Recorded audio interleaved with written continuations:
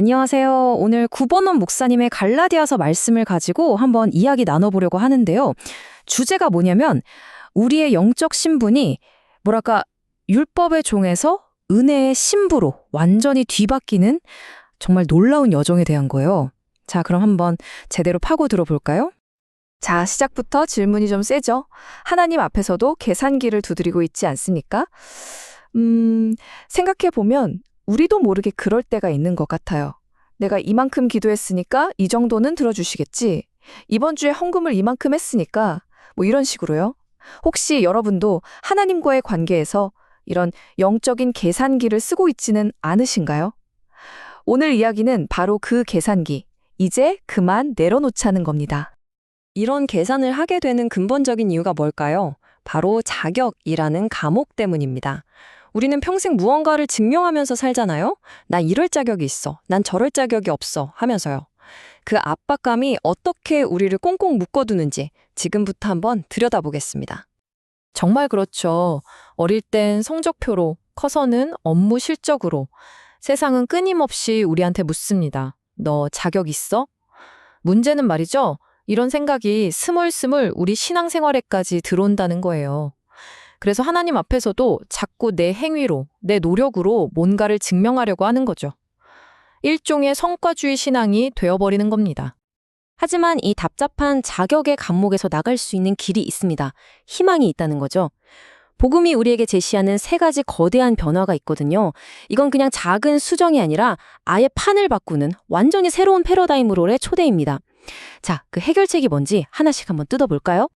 첫 번째 변화는요, 바로 싹이 아니라 선물이라는 겁니다. 일종의 경제적인 관점의 대전환이라고 할 수 있겠네요. 무슨 말이냐면 하나님과 나의 관계가 내가 일하고 월급 받는 그런 고용관계가 아니라는 거예요. 대신 모든 걸 그냥 선물로 받는 상속관계로 바뀐다는 거죠. 이 둘의 차이, 이거 어마어마합니다. 보세요.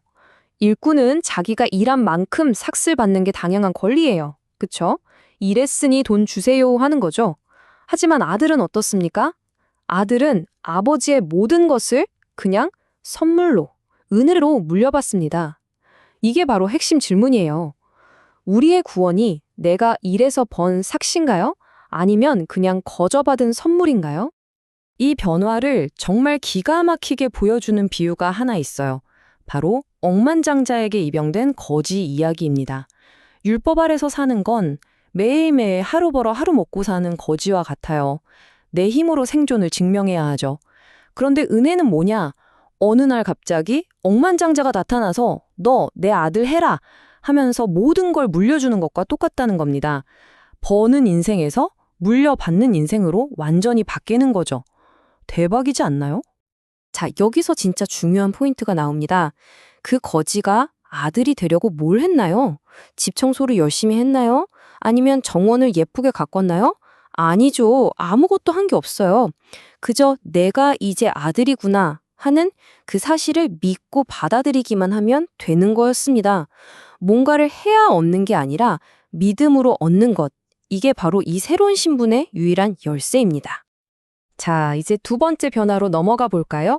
이번엔 관계에 대한 이야기입니다. 관계의 혁명이죠. 한마디로 공포에서 사랑으로 관계가 완전히 바뀌는 겁니다. 의무감 때문에 억지로 하던 관계가 사랑과 감사로 넘치는 관계로 변하는 거죠. 여기서 율법을 아주 재미있는 비유로 설명하는데요. 바로 완벽한 첫 번째 남편입니다. 이 남편, 문제는 뭐냐면 하는 말마다 다 맞아요. 틀린 말이 하나도 없어요. 그래서 더 미치겠는 거죠. 왜 밥이 이래? 왜 집이 이 모양이야? 그의 완벽한 기준 앞에 서면 나는 그냥 늘 부족하고 실패한 사람이 될 수밖에 없는 겁니다. 이 첫 번째 남편과의 관계, 그건 그냥 공포입니다, 공포. 아내가 가계부를 왜 쓸까요? 좋아서? 아니요. 매일 밤 눈에 불을 켜고 검사하는 남편이 무서워서 쓰는 겁니다. 동기는 딱 하나, 혼나지 않으려고. 벌받기 싫어서. 여기에는 어떤 기쁨도 사랑도 없어요. 딱 벌받을까봐 두려워서 억지로 신앙생활하는 우리 모습 같지 않나요? 그런데 그 무서운 첫 남편이 죽고 새로운 남편을 만납니다. 바로 그리스도시죠. 이 두 번째 남편은 완전히 달라요. 아내가 실수한 걸 보고 막 따지는 게 아니라 오히려 괜찮아, 애썼네 이렇게 말해주면서 부족한 부분을 자기 돈으로 채워주는 사람이에요. 비난이 아니라 은혜가, 그게 이 새로운 관계의 기본 바탕이 되는 겁니다. 바로 이 지점에서 진짜 중요한 질문이 생깁니다. 자, 이제 잔소리하는 사람도 없어요. 못해도 괜찮다고 해요. 그러면 굳이 이 아내가 가계부를 계속 쓸까요? 안 써도 되는 거 아닐까요? 근데 놀라운 건 뭔지 아세요? 대답은 아니오입니다. 가계부를 멈추기는커녕 이전보다 훨씬 더 꼼꼼하고 정성스럽게 쓴다는 거예요. 왜? 도대체 왜일까요? 바로 동기가 180도 바뀌었기 때문입니다. 혼날까봐 억지로 하던 일에서 이 사람을 너무 사랑하니까 자발적으로 하는 일로 바뀐 거죠. 공포가 아니라 사랑이 그녀를 움직이는 새로운 힘이 된 겁니다. 자, 이제 마지막 세 번째 변화입니다. 이건 앞에 두 개보다 더 근본적이고 어쩌면 가장 충격적인 변화일 수 있어요. 바로 나라는 존재 자체가 그리스도로 바뀌는 일종의 존재론적인, 실존적인 변혁에 대한 이야기입니다. 율법의 판결은 아주 단호하고 명확합니다. 죄의 대가는 사망이다. 끝. 이건 타협의 여지가 없어요. 그냥 절대적인 선고인 거죠. 이 판결은 어떻게든 반드시 집행되어야만 합니다. 여기서 복음이 제시하는 해법이 정말 기가 막힙니다. 율법의 사형 선고를 아니야 하고 부정하거나 어떻게든 도망가려고 하는 게 아니에요. 오히려 그 판결을 정면으로 받아들입니다. 어떻게? 그리스도와 함께 십자가에서 죽어버리는 방식으로요. 판결을 피하는 게 아니라 완벽하게 잃어버리는 거죠. 이게 법적으로 어떤 의미인지 생각해보면 정말 강력합니다.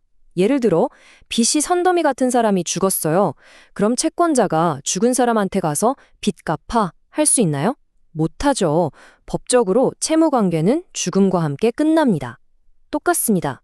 율법에 따라 너는 죄인이야 라고 정죄받던 옛날의 나는 그리스도와 함께 십자가에서 이미 죽어버렸어요. 법적으로 끝난 겁니다. 율법이 더 이상 나에게 이래라 저래라 할 권리가 없어진 거죠. 그렇기 때문에 사도 바울이 이렇게 담대하게 선포할 수 있었던 겁니다. 이제는 내가 사는 것이 아니요 오직 내 안에 그리스도께서 사시는 것이라. 여러분, 이건 그냥 나는 그렇게 믿을래 하는 식의 심리적인 위로가 아니에요. 이건 법적으로 그리고 영적으로 선포된 진짜 현실입니다.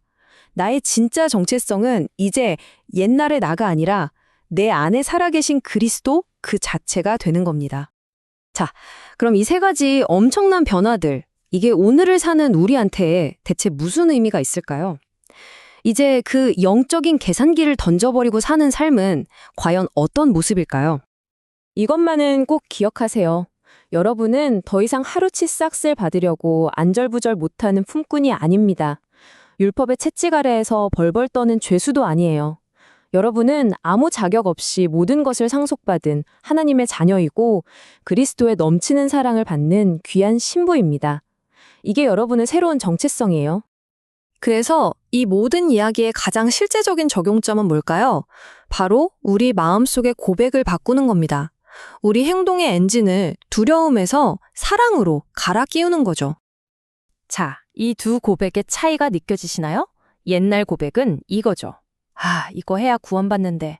이건 순종이 구원을 얻기 위한 조건, 즉 일이에요. 하지만 새로운 고백은 다릅니다. 나를 이렇게 사랑해 주시다니 그 사랑 때문에 오늘도 기쁘게 순종합니다. 이건 이미 받은 사랑에 대한 감사와 기쁨의 반응이죠. 순종이라는 단어는 똑같지만 그 의미와 무게가 완전히 달라지는 겁니다. 마지막으로 이 질문을 여러분께 던지면서 마무리하고 싶습니다. 만약 여러분이 하는 모든 선한 일들이 하나님의 사랑을 얻어내기 위한 지불금이 아니라 이미 받은 그 차고 넘치는 사랑에 대한 답장, 즉 감사 편지라면 그 사실 하나만으로도 오늘 여러분의 하루는 어떻게 달라질까요?